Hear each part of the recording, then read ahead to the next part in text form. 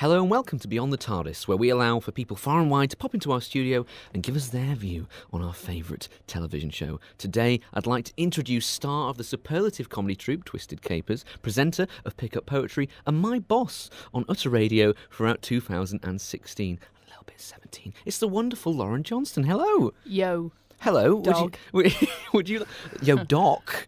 I just peeked the microphone, sorry. It's all right, don't worry. Would you like to introduce yourself to our listeners at home? No. No, well, just tell us a bit about yourself. Okay. I am Lauren, and I have been watching Doctor Who since 2006. 2006? Yes. So how long ago is that now? Should we just make ourselves feel old? 11 years. It's 11 years. And we're here 11 years later, still talking about it. Now, you're a friend of mine, and you're a friend of the show. And you may even be producing some, shall we say, written content for Doctor Who TCR in the near future. Yeah. Yeah. Yeah, we'll leave it at that for now. So we'll jump straight in with the questions to hopefully talk a bit about your life and how it leads into lovely Doctor Who. Can I just say? Oh, go on. I'm wearing a Cyberman t-shirt. We've got to get this out of the way. But there's a specific reason you're wearing the Cyberman t-shirt, is there not? Well, because I'm doing something Doctor Who related. Well, that's the one, isn't it? That's and the main this is reason. my Doctor Who t-shirt. It's a nice t-shirt. Where did you get it? Online. Oh no! Don't. But it's official. It is. It's It's official BBC. merch, BBC as branded. they call it, the young kids. I call it merch, and I'm not young. Well, we're talking about something 11 years old. God, well, Old. older than that. Older than that. it's a lot older. Anyway. Do you know? Have you heard of Doctor Who? Yeah, sometimes I've heard of this so-called Docky Who. It's basically a new Cyberman's face. It's the 2006 Cyberman's head. And it looks very good. It's a little bit glittery. And I don't own it, which is shocking. A piece of Doctor Who merch I don't own. I swear you told me the other day you own every bit of merchandise. I don't own every bit of merchandise. I own most You told me that. merchandise. I own You most. did tell me that. So I mean, if people want to, actually, no, nobody wants to see it. Anyway, Lauren, have you ever seen Doctor Who? yes. Okay, good. Question one. Away. It was one time. Yeah. No, it was a lot more time than that. What was your first experience with Doctor Who? Do you remember it? Actually, this is the question. I remember it vividly. Oh, good. Right. Before I saw this, for me, Doctor Who was a knock-knock joke. Oh, okay. You know, the knock, playground joke. Who's there, The famous knock-knock jokes. Yeah. Yeah. The famous Doctor Who knock-knock joke. Go on, how's it go? Knock-knock. Who's there? Doctor. Doctor Who. Well, that's it. Oh! See, wasn't just spectacular? Up until 2006-ish, I didn't know So that meant. You were telling that knock-knock joke like when you came out of the womb. Your first words were, knock-knock, who's there? Doctor Who. No, but interestingly, or not interestingly. Well, this show's about you, so everything's interesting. Anything can be interesting. My first words were actually, I don't know, apparently. Oh my God. I mean, is there... I don't know. I don't know. I mean, it's still a question. I don't know. You don't know. So when someone says, what were your first words? Say, I don't know. And they go, that's a shame. That's actually it's a very good choice of first words, just so you can tell that anecdote in that way. That's true, that. So you really picked well, blimey. Anyway, first experience with Doctor Who. So I had heard this joke, Doctor Who, but I didn't really know what Doctor Who was. I thought, is it something to do with Dr. Dolittle? Yeah. I didn't but really you know. told it. You still told it. Yeah, occasionally. Oh my God! Why? Occasionally, not a lot.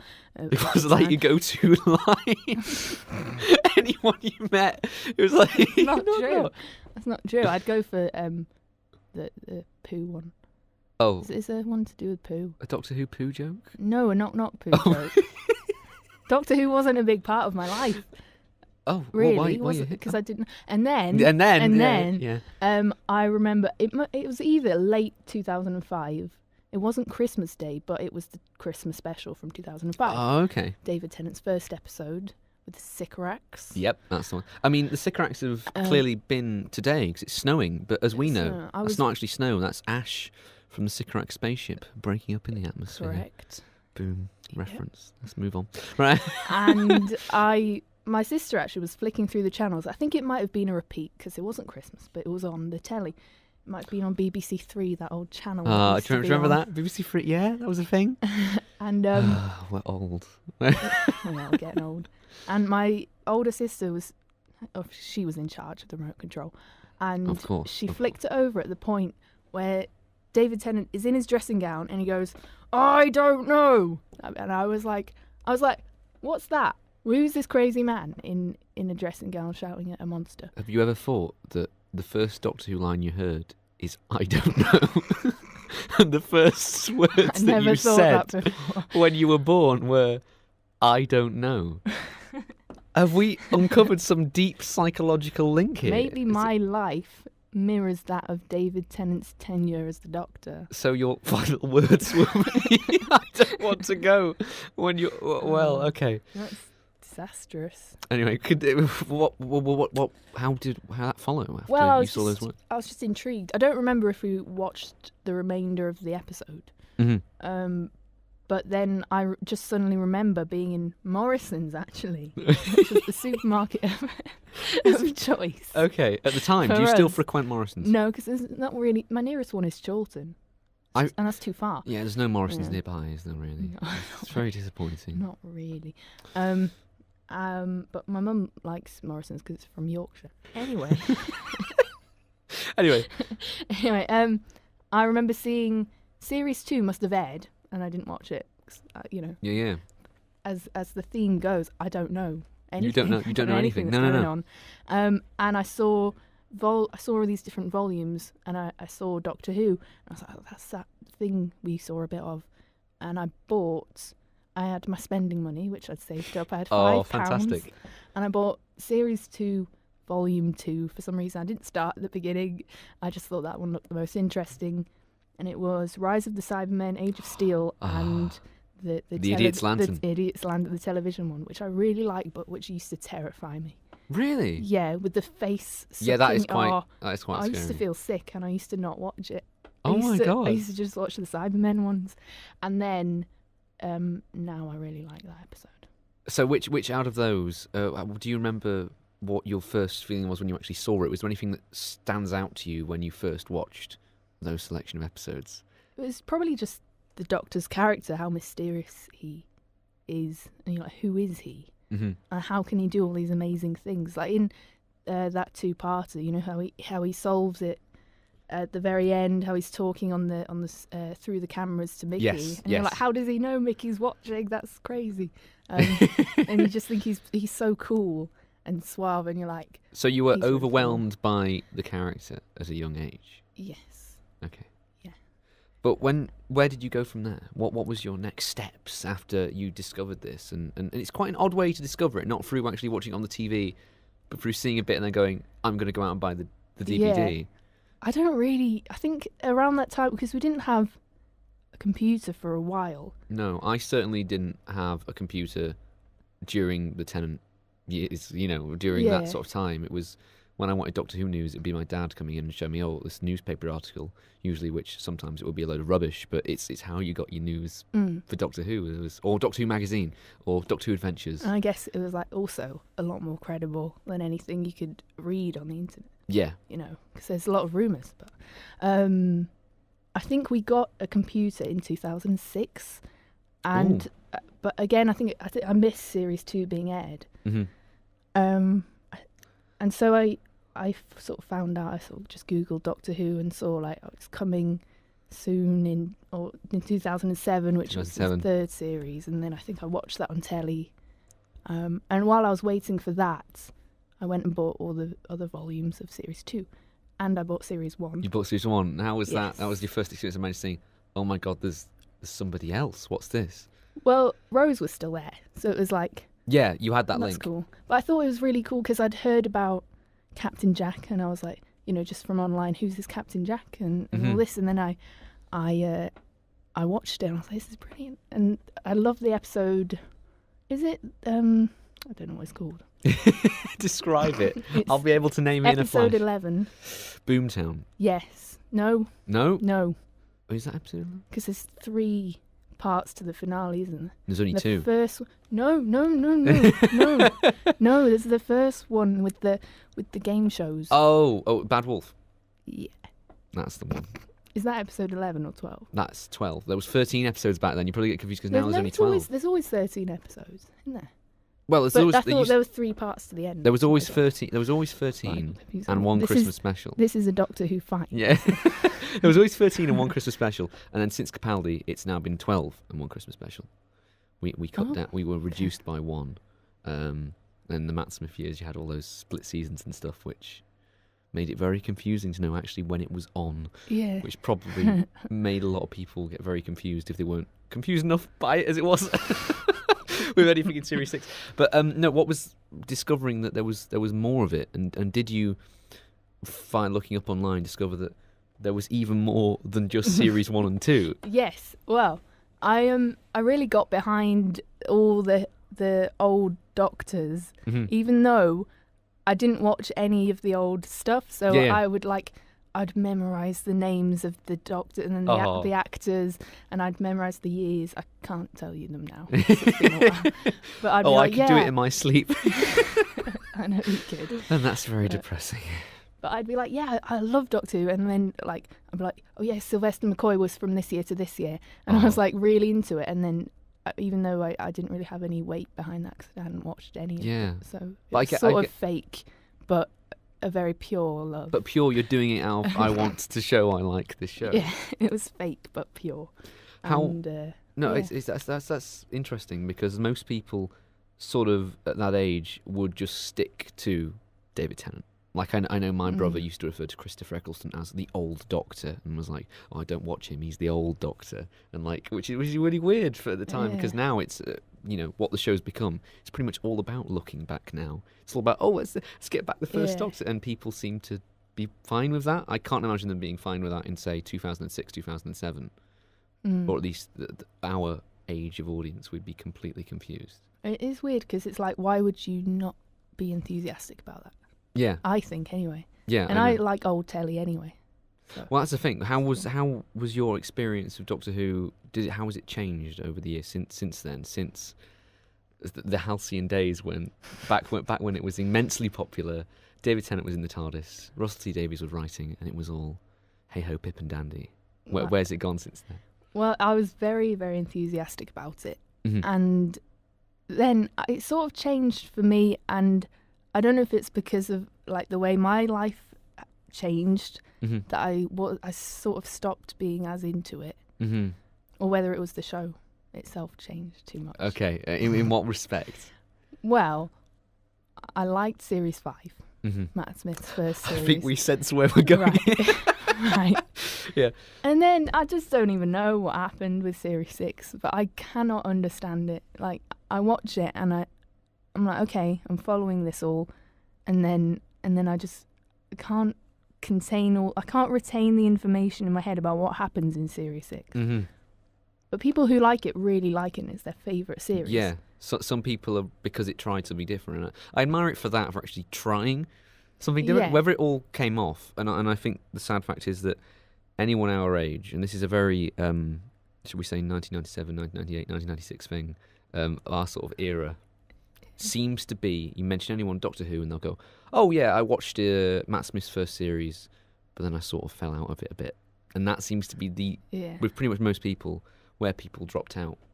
And it's really quite odd. It's like, why there?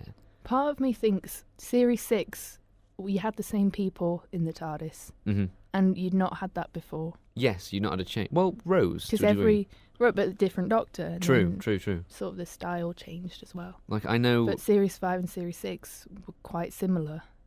But Series 6 was a lot more confusing. Yeah, Series 5. The one thing that I know Stephen Moffat said interestingly about Series 9 was that he feels that having exactly the same TARDIS crew, the Doctor and Clara, for 2 series in a row, and literally having in the trailer for Series 9, Capaldi say, same old, just the Doctor and Clara, drove people away from it, because it is just the same show, same old, and he says he regrets putting that line in the trailer. Really? Yeah, because it's interesting though, because when you market a series on, it's same old, you're going to come back and why would I tune in? Why do I want to see new stuff? Which I guess is why we're getting the Doctor Who that we're getting next, is the whole point of it's not not the same thing at all.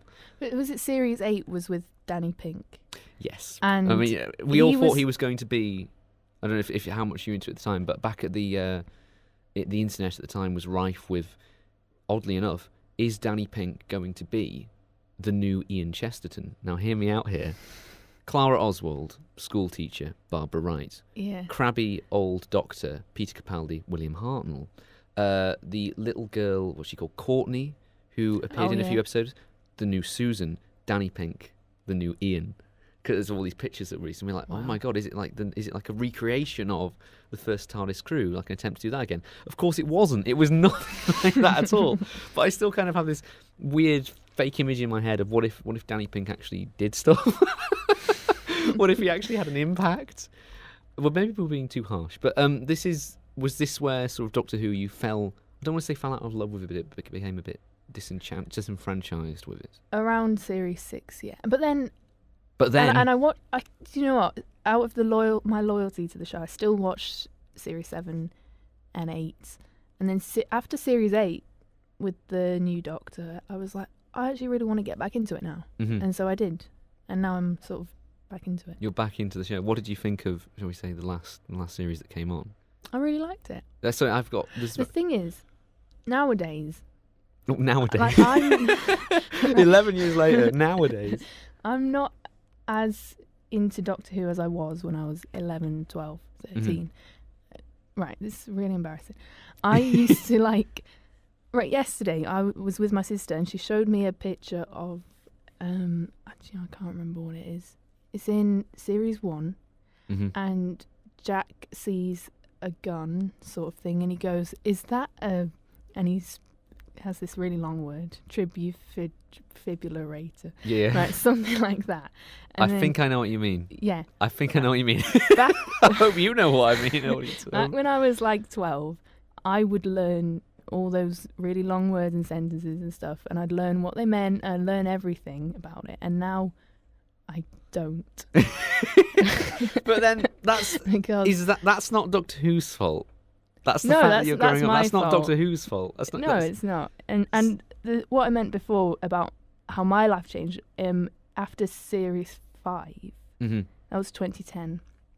And when I was that age, I was 14, and I moved like 200 miles away with my family. Oh my god! Where from? Well, it was a bit of backup. Okay. It was very exciting because I grew up in Lincolnhampshire, where there's nothing, right? Other than a Morrison's. There is a Morrison's. A Morrison's right near the bus station. Anyone, no, I haven't said the town.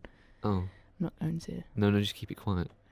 I don't think they have Series 2, Volume 2 there still, so there's no point. For £5. For £5. That's a great price as well. It was great, but there were like 5 volumes, so it was like 25 quid altogether. But man, if you want a complete series box set now, it's like 60 quid. Yeah. But we moved to Bridgend in South Wales, which I was very excited about because it was only 20 minutes away from Cardiff. And I was like so excited. When I first moved there, I was just over the moon, and I've just clocked, it's just clicked in my head like why I maybe fell out of love with Doctor Who. Oh my god, this is epiphany on air. This is fantastic. Yeah, this is what we want. This is what we want. Go on. Series 1 and 3, Cardiff Bay, is quite prevalent. Yes, yes. And Torchwood, Children of Earth was what, 2010? 2009? 9. Cardiff Bay headquarters exploded, and sort of Cardiff Bay was put to rest as being a focal point in Doctor Who and Torchwood. Yeah. And so the minute I moved there, they moved away from it. Maybe that's why. Maybe. I was like, this isn't the same anymore. Well, interestingly, the what is it on Cardiff Bay? What's the place on Cardiff Bay with the big building with the Millennium Centre? Yes, the inside of there, which I've been in now, is where they recorded New Earth. Yeah, we both have. New Earth. Yeah. The wonderful. And they still filmed, I think, some of Series 6 in there, actually. The Girl Who Waited, yes. There's one corridor shot, which they use that, and the rest is in studio. It's like, why bother? So they were still filming around there. Yes, they were still filming around there. But on screen, Cardiff Bay was nothing anymore. Are you saying that the actual physical reason you stopped watching Doctor Who was just because you moved to Cardiff and you felt personally attacked by the fact that Doctor Who I mean, went, maybe. oh, well, now Lauren's here, we're going to stop focusing on Cardiff and recording lots of space stations and stuff? Probably, yeah. Yeah, Yeah, that's and it. there's nothing wrong with that. To move on to the next question, what is your overall opinion now and then of the series as a whole? Of Doctor Who as a thing? What does it mean? It's an institution. Mm-hmm. And people have all these rumours about it ending. And I'll All probably these say rumours? this and it will probably end. But I think it will... You mean people love to theorise that the next series is the last one? Yeah. This has been going on since... I mean, Series 1, Christopher Eccleston's leaving. Oh my God, we're never going to get a second series of this. And then look what happened. That would be rubbish, wouldn't it? Then David Tennant, the BBC wanted to cancel the series when David Tennant left because they thought nobody can top him. Nobody can match the scale that we've had. Mm-hmm. And then, of course, it's still here now. Yeah. Doctor Who, ever since the start, has always been going through, is next week the last week? Is next series the last series? Because it's like, how long can this last? The sad fact is it can go on forever and people just need to admit or give it chance to allow it to do that, whatever it takes. Mm-hmm. Even if it's through, like, I don't know, when we come to World War III, even if it's through like little giving around little Doctor Who pamphlets to each other, encoded messages to carry on episodes because TV is no longer a thing. I think when World War III occurs, it will be people trying to stop people talking about Doctor Who. Yeah. It's the main sort of to meet up in secret No, what I mean bunkers. was that Doctor Who will continue whatever. Yeah. Whatever happens, it will always No, sure. be a thing. I mean, if we get taken over by the Reds and we're not allowed any entertainment, it will still... It will still be there. It will still... Anyway, the fan question of the show. Do you have a favourite Doctor, companion, story, or theme tune? You can answer all 4, 2, 1, 3, whichever you fancy. It's the fan question of TCR, and we can happily compare. Well, I'm going to be very typical. And I think this is the same answer as Dr. Ken said. David Tennant David as Tennant. favourite Doctor. Now that's 2 points for David Tennant, 1 point for Peter Davison. Let's see. Let's see how this goes for the rest of the series. Go on. Just because he was what made me love the show. Mm-hmm. And made me cry at lots of different points. The end of time is so sad. It's so, so sad. Is there anyone? God. Has anyone ever come close to matching that? In your God, we're having a breakdown here. Has anyone ever come close to matching that, or you're I matching really that? like Capaldi. Yeah. Like, and what's the it's the 2-parter with the. See, now I don't know all the names of the episodes, but I still really like it. Mm-hmm. Right, the Zygons. Yep. Yeah. Hey, there we go. They've got the 2 lots, and they're like, open that box. Oh yes. That bit. And he does the big speech. The big war speech. That's incredible. Which I became love a YouTube phenomenon pretty soon afterwards. I think he's brilliant. I was so happy when they said he was going to be the Doctor because I love him anyway. Yeah, I've never had any. With Matt Smith, I think I was too young to appreciate the fact that there could be someone else playing the Doctor whilst I was alive. If that makes sense? Like, you come to terms with, oh yeah, there's all these ones in the past, but you're like, hang on, this is happening now. I'm seeing this. It was like at the NTAs when David Tennant was I'm going. I was it's like, is this actually happening? I'm seeing this. You this expect is like New Year. This is actually time going too quick. I know, and it's weird. They had that special Doctor Who show where they revealed that it was Matt Smith, and it didn't come on until a few minutes in. Yeah. Having an interview, and everyone was like, "Who's that?" And then it says Matt Smith, the Doctor. The next Doctor. You're like, what? I know. I remember and that. I was it was a really outraged. weird way to do it. I much preferred outraged. the live show they did for Capaldi. And he comes out holding his classic blazer. Hartnell stance. I loved. Lovely. I had no issue with that. Maybe because I was older and I'd come to terms with now the fact that this is what happens every few years. Doctor Who changes. I think I would the same, and I think I didn't like Matt Smith while I was watching the 5th series. Yeah. Therefore, I didn't like the 5th series, and then once it ended, I watched it back and I was like, "This is a really good series." Yeah, it's just a so case it did of affect me. getting but used to it. then with the 12th Doctor, I watched the first series without prejudice. So I was used to it. And now we'll be going on to watch yet another series with another new Doctor, which, let's be honest, has been an interesting reveal. I'm going to be so judgmental. Women shouldn't be doctors. You can't say that. You redact all your claims, yeah? I'm sorry. Anyway, move on. Next, favourite companion. Oh, this is difficult. It's Nardole, right? It's Nardole. It's just... Yeah. No, it's not Nardole. Oh. It's like choosing between favourite children. Well, I don't have any kids. So I don't know what that's like. Just Donna. Donna. I think I like Rose, Martha, and Donna. I like them all. So anything from the Tennant era. Yeah. Should we just say that? Yeah, Captain Jack. Wilf? Wilfred. Oh, it makes me cry. I love him. He's my favourite Tennant Is he era coming companion. back? No. What? you know who should be coming back?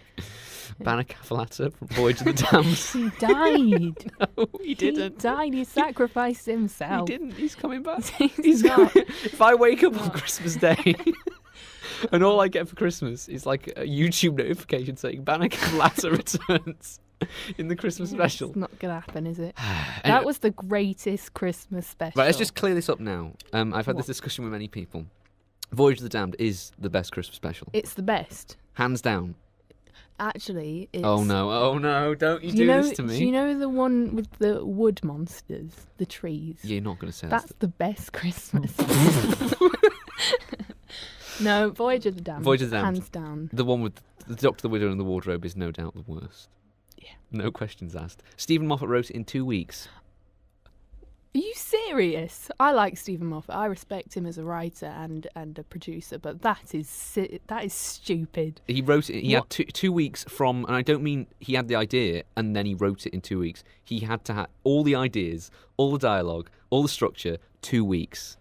Well, he's a busy man, to be fair. Well, do you know what? Do you know why he had to leave it up to that? Yep, because it's series 2 of Sherlock was about to come. Was it planning series 3 of Joking Apart? It was the next series of coupling he was working on. This. Anyway, your favourite story, or was this an obvious answer? What do you think my answer would be? Would your answer be Rise of the Cybermen, maybe? No. Oh, no! No, I don't think... But Graham Harper. Graham Harper. Coming soon to Doctor Who TCR. Nudge, nudge. Anyway. Show off. I really like the Agatha Christie one. Unicorn and the Wasp. That's a really... Because that's a lovely one to just go and watch Doctor Who. When you want to watch Doctor Who, but like you don't know what one to watch, you just want to watch something light, it's there. Yeah. It's a little bit. But in terms of like story...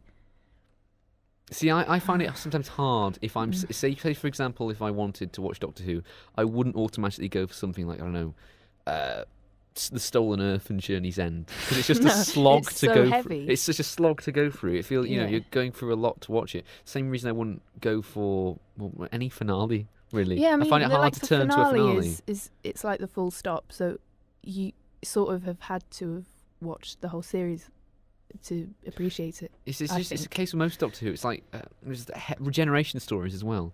I find it very hard to sit down and say I'm gonna watch a regeneration story. Yeah, I've got an hour. I'll watch. I don't know. Watch Time of the Doctor. No, yeah. Nobody's done that with an hour at a time. Be an emotional wreck at the end of it. But whereas I much say for example the last series that was on series 10, my favourite from that is Smile, because it just has the right amount of. It's not. I don't know. The finale, I would struggle to watch that again. However good it was. And I'm not sure whether it's just how I approach Doctor Who, but you're totally right with that. So, favourite episode, we're going with Unicorn and the Wasp. No, I can't. That's rubbish. This is quite an obvious one as well. Okay. Everyone says, it's my favourite, but Vincent and the Doctor. Ah, of course. That's a really good story. Like bringing an artist from the past to show how much he's appreciated in the future. And it's something that can only be done once as well. If they tried to do a sequel with, like, I don't know, think of another famous artist. Mozart. Yeah, it wouldn't work. You had to do that only once and do that story once. And they did it well. And it's Richard Curtis, so... Of course it's going to be. Bill Nighy was there, obviously. Uncredited. So no Bill Nighy action figures, I'm afraid. For anyone who wanted one. You mentioned this once. Yeah. Really want a Bill Nighy action figure. Why can't I have one? As the artist guy. Favourite theme tune? Series 4. Okay. Because is that different from like Yes, it The is. one It is. before It because is. it had more drums in it. It did. and it It was sounds more good. rocky and heavy, and Yeah. I'm not a fan of the current one. I must. I didn't like it when it changed. In Series 5, and the TARDIS became orange and plastic. I was like, really annoyed at all this. Well, I can officially confirm the TARDIS set no longer is erected at the Roflock Studios. What? It is gone. The Capaldi set has gone. So we should probably expect an announcement in the new year. Where's the new one? What do you mean? Well, they've got to have a TARDIS. Yes, it will be in the same. It's in the same spot, I imagine, as the old one. But the old. Oh, see, when you mentioned the studios, No, I no, thought no, you no, meant the- it's the- gone somewhere else. No, the old one has been dismantled. It's all Good. been torn to bits. That's it. Good. Don't want it anymore. We're getting a new one now anyway. Why do you think Doctor Who, and using an example from the episode we're going to be talking about today, which is the ambush from 1964, why do you think Doctor Who, from doing what it did back then to doing what it did when you were going into Morrison's buying DVDs, why do you think it's In my lasted? slippers. Yeah, and really? No. Well, I'm why, not a chav. why do you think it's lasted so long? Because, well, I think it's intriguing, isn't it? Sort of Mhm. mysterious figure who can go anywhere and save people. Like, that is a perfect situation to have a television series. Well, it's like when you have a winning sitcom formula, isn't it? You know, and you know you've got something that you can extrapolate Yeah. how many seasons of. The interesting thing is Doctor Who wasn't created to last forever. It was created to last 6 weeks, which is weird how we're now still so far on and it's here. It's like, did they know they had such a golden format? I mean, it only came back because people were fans of it, weren't they? Yeah, because people remembered it and loved it. And then when it came back, it's interesting, all the sort of news reports, I don't know if you've ever gone back and looked at any from like 2005, is all about people saying, oh, like interviewing kids, are you going to watch it? It's like, well, my granddad says that it was good, so I'm going to watch it. Oh. And you never, it's weird to say this, but I don't think you'd get that now. I think everyone now is so aware of Doctor Who, it's not like it needs to be a generational thing anymore. It's not like I need to, if I ever have any kids, to tell my kids, this is Doctor Who. I feel like if Doctor Who's still going at the rate it is, they'll just get it by osmosis, if that makes sense. Yeah. So you'll be watching it, they'll be watching it when they're kids. Well, like when they're young, it'll be on telly. It'll be on, yeah, exactly. Which is odd, because in the previous position it wasn't. It was like, you know, parents and grandparents saying, oh, I remember Doctor Who, you can watch that with us on Saturday night, and that's what. Or with me, it was just passed down through a joke. Yeah, through a joke, which is probably the oddest way to get hold of it. None of my family had watched Doctor Who because they never mentioned it. Although my mum once mentioned how the initials of the people who lived, like my sisters and my mum and stepdad, the initials, if you rearrange them, could make the word Dalek. Oh, right, okay. And I was like, what's a Dalek? Why doesn't it have an R in it? Oh, of course. Yeah. Well, I remember that when everyone used to be drawing pictures of Daleks at school sort of stuff, and people would write Dalek next to it, and I'd be one of those people go, no, there's no R. There's no R. Don't get it wrong. That's such an interesting question. Back in how big a part was Doctor Who in terms of at school, at primary school, as part of say the playground life, shall we say? How big was it? I remember being at primary school in year 6. I was on table number 1. The best, the best table. And there was only like one other person who I remember talking to it about. Really? Yeah.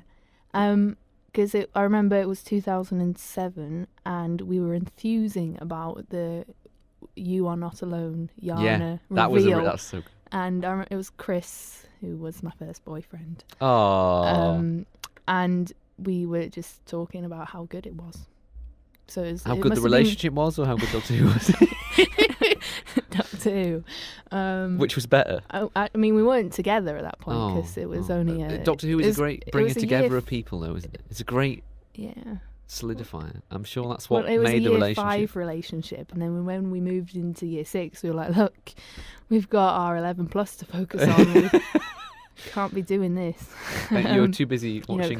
Can't be looking at each other. You were too busy watching series 4 with Doctor Who. No, that wasn't on yet.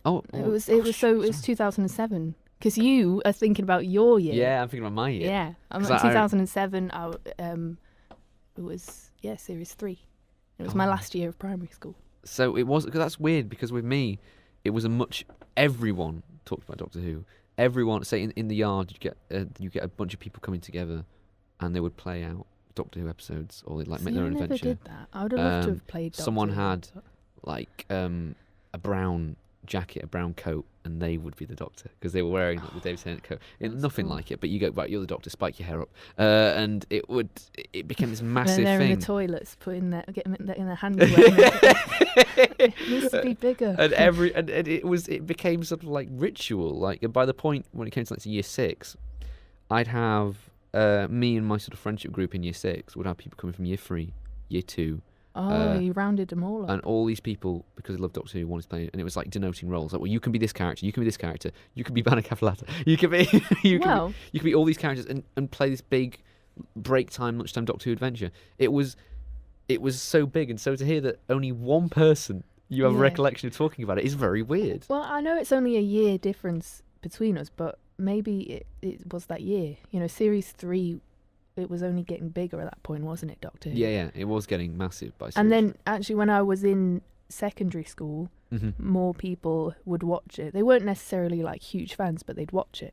You know, maybe it just got My first bigger. Doctor Who, I don't know if you have had this experience, my first Doctor Who insult came in secondary school. Oh, Thanks really? to Series 5. I was in a line for French or something, and everyone, wherever I go, within a matter of moments, people realise I like Doctor Who. I mean, it happened. Is it the TARDIS bag? No, I didn't have that back then. It was just talking about Doctor Who. And this person said to me, "Oh, that episode that was on the other night with that big whale. What a load of shit! Why do you watch that rubbish?" And I was like, "But I didn't have the gumption to say this." But I was like, "But you watched the whole episode then, clearly, because they only reveal it's a whale right at the very end. So you still sat and watched all 45 minutes before complaining about this. What? You know, if you don't like it, don't watch it." And then that's the only one I remember being hurt by, because it was attacking me for liking Doctor. It was like it's my fault that Doctor Who was bad to them the previous night, and it was like, what have I done? You know, it was like attacking me for that.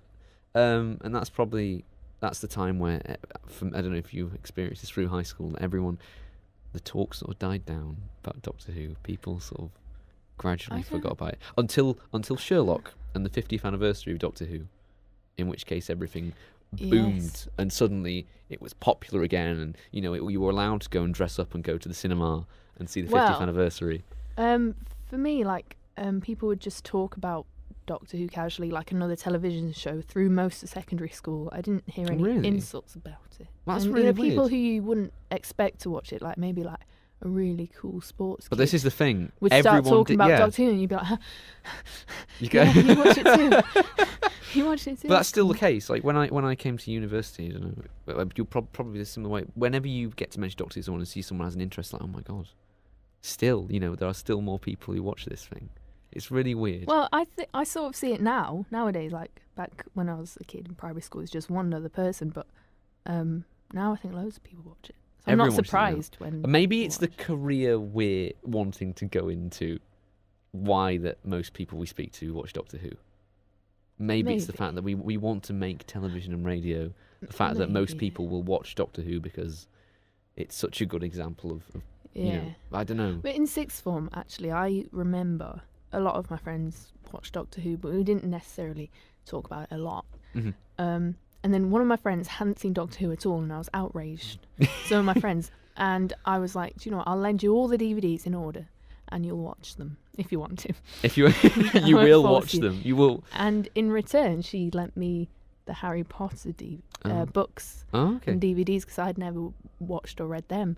I subsequently became a very big Harry Potter fan. And she's a huge Doctor Who fan now, so it was an exchange. Oh wow, it's an exchange of entertainment. Fans.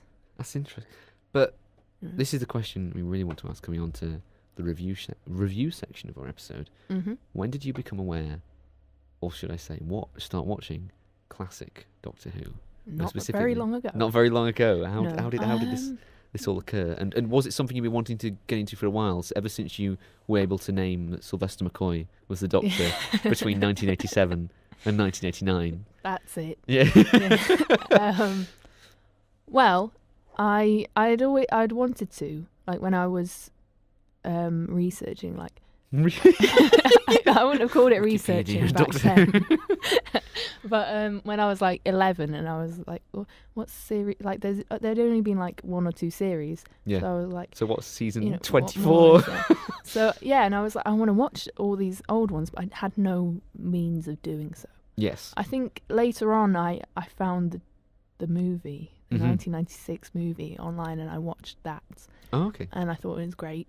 Yeah. And I was really surprised that Doctor only had one thing. Oh, now he has 2. Now he came back, didn't he? But yeah, I was very surprised. I was like, why didn't he have a thing? And then I saw about how it was produced by, was it an American company? Fox, yeah. And I was like, oh, I don't trust it. and Well, they didn't at the time either. And then I watched it and I was like, actually, it's quite good. It is. It isn't as bad as people Very say. good. I love the bit with the motorbike. You just see it go in and then come out, because it's a circle inside. Oh, cracking that. Anyway, what? Yeah, it was your fault, really. Oh dear. Because I've always been interested in watching the old series, but I'm like, there's so much. Yeah. And I've This is the I've problem. got things to do. Yeah. Like, and but no, you encouraged me to do so, so I did. And you gave me. I shouldn't say this. You sent me the means to watch. The means to access them, and also, so where are you going? You're going from the beginning. Yes, Tell from our the very audience. beginning. And I wrote an article, Which for will be you available soon. Yeah.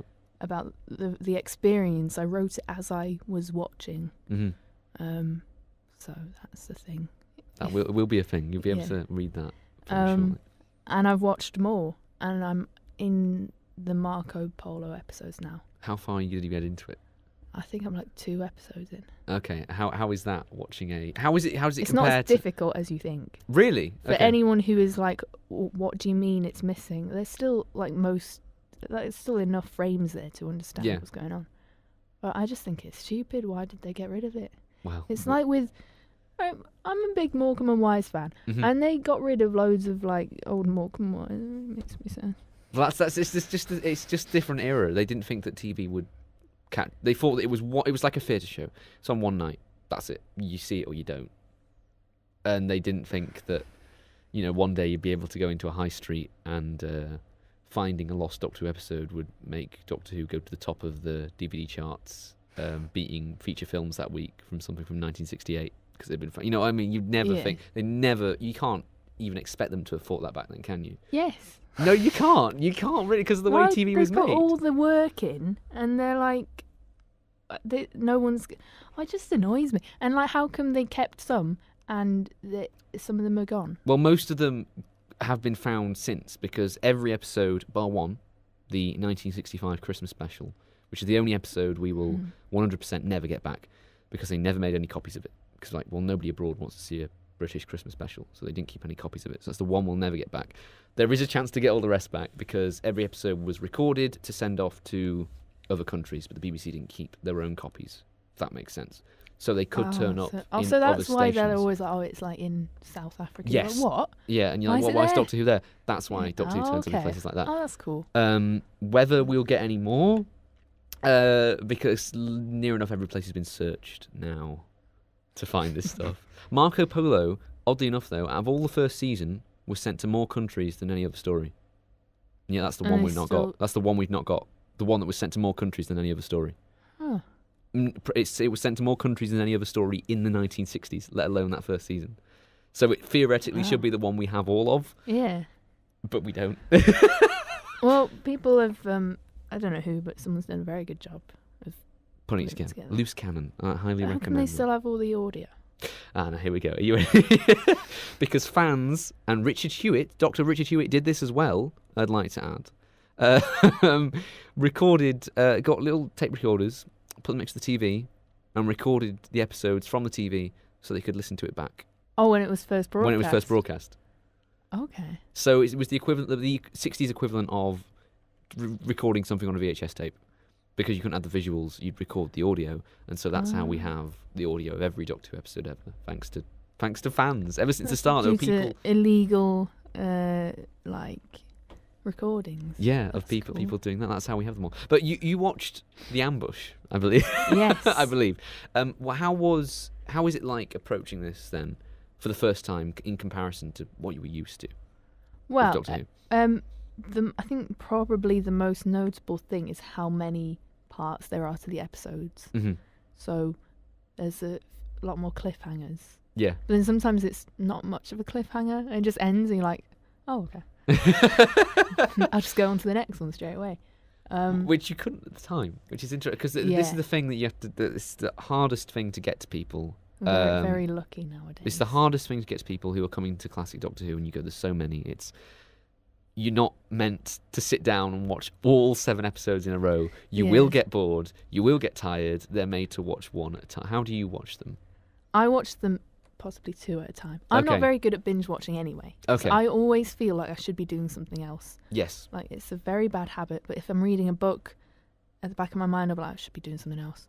Mm-hmm. I can't concentrate very well anymore. When I was a kid, I used to be great at concentrating. Remembering names and of the yeah, this is the thing. I used to stop. I used to put on the subtitles. I used to pause, rewind, and then I'd learn it all.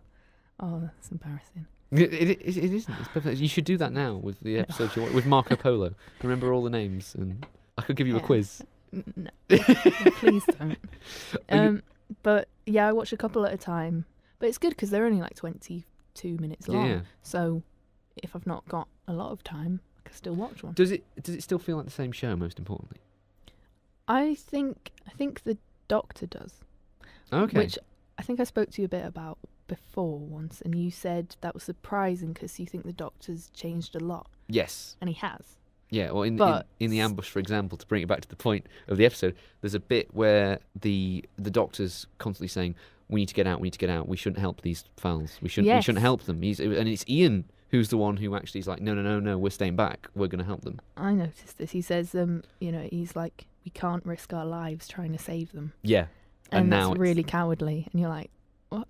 But I think the idea of this really mysterious man from another planet, that's what prevails. Who can go anywhere and knows things. Ultimately, like, he's still, even though Ian is more of a lead character, especially in this of, one, like, pushing things forward. Yeah, he's still a little bit inferior to the Doctor because the Doctor is mysterious and knows certain things. Mm-hmm. Although he doesn't always act like he does know things, yeah. but you know that he knows. He's got this machine. Yeah, you know that he's got powers beyond what Ian has as a science teacher in a cardigan. Which is very true even nowadays, because, the Doctor will turn up and a stranger will be like, who are you? He's like, I'm the Doctor. I'm going to save you. Which Whereas you would not William imagine those Hartnell words wouldn't say, I'll save you, but he's saying, I'm the Doctor. And you still, with such authority that you're like, okay. Yeah.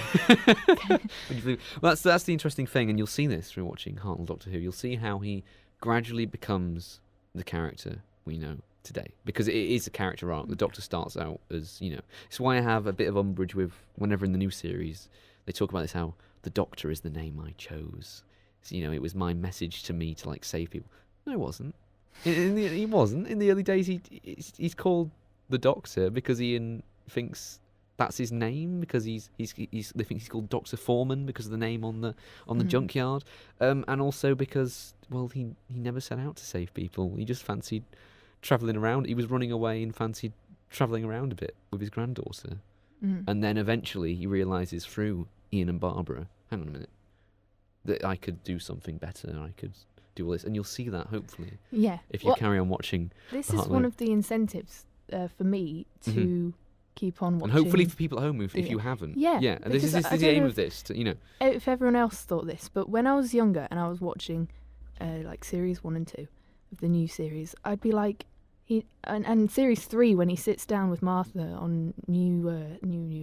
Yep. New Earth. New. It's a lot of news. I don't come across as a fan, but I really am. No, because you're doing it. You've managed to watch 2 episodes of Marco Polo, and not get bored, because there are many fans, shockingly, and I mean diehard fans, who have not watched it. And because I've got a Cybermen t-shirt. Yeah, okay. When I was little, I've got it all still in a drawer at home, all my merchandise, my top drums. Okay, so please, top drums. Please, anyone on the internet who's listening to this and thinks I'm not a fan just because I don't know if it's New Earth or New Earth, because I've forgotten, Time has passed.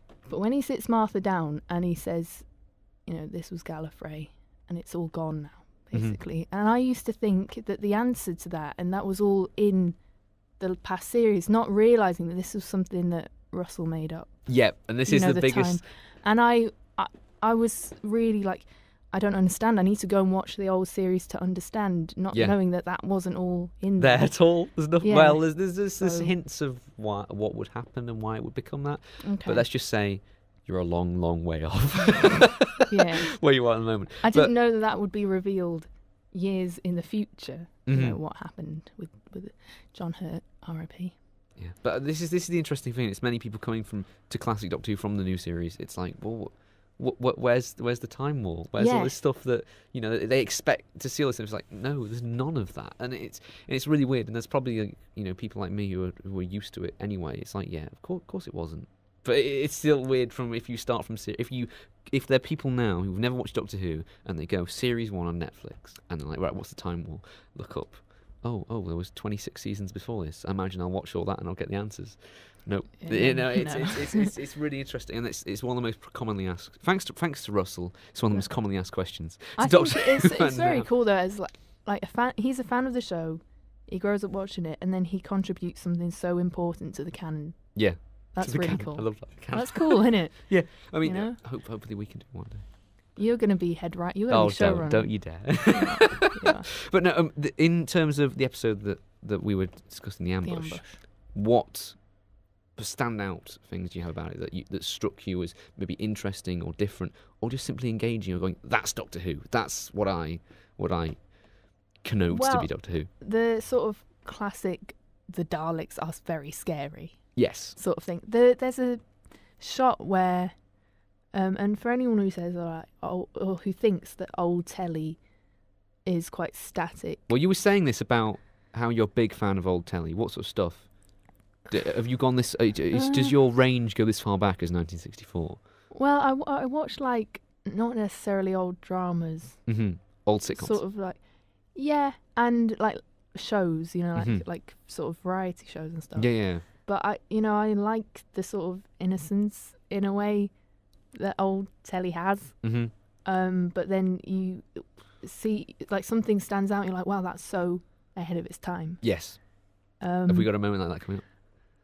Yes. Oh, good. Go on. Right. There's the bit when the Daleks exterminate, and they've got the effect on the telly, the sort of contrast changes. Yes. That's very cool. Like, I didn't expect that to happen.